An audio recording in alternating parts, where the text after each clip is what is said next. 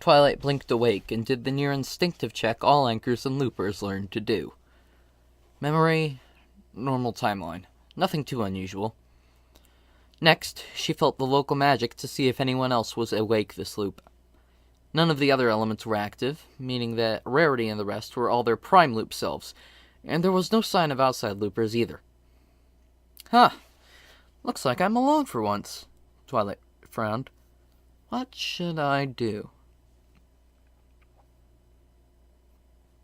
I won't tolerate this anymore.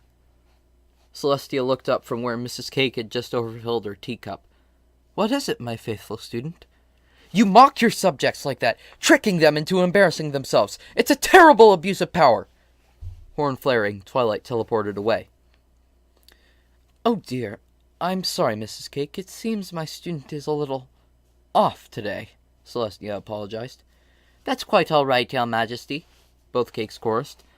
Mr. Cake continued. We're quite familiar with Pinky, and it seems as though Twilight is just as highly strung sometimes.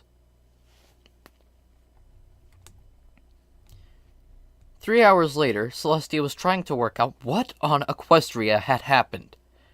There were thousands of ponies of all three breeds marching on Canterlot with red flags waving, singing a rather grim song about how the flags were red because they were dyed with blood of all things. And her student was apparently behind all this, giving speeches about the proletariat and the bourgeoisie and so on. It seemed as though Twilight had invented what she was calling communism.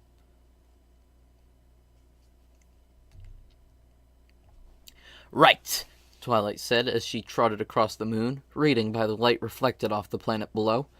That's communism ticked off the list. One more revolution and I'll be able to write the best researched politics essay in history. That's why you did all this? Luna asked, sitting next to her.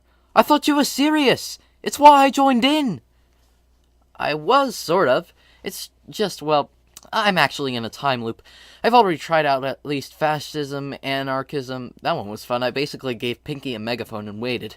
A democracy, a direct democracy, rule by the shore, and mercantile republicanism. Communism seemed like a good idea.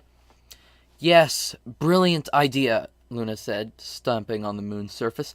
If I hadn't fired off that lunar survival spell, you would have exploded. Oh, shut up. I didn't know that Celestia would get desperate enough to shove my element of magic onto Trixie's forehead and hope for the best. Twilight stretched. And you're taking the idea of a time loop very calmly. Twilight Sparkle, I happen to think you've snapped. I'm just humoring you, Luna answered glibly. Twilight turned. You seem awfully sassy for once. We're in private. It's allowed.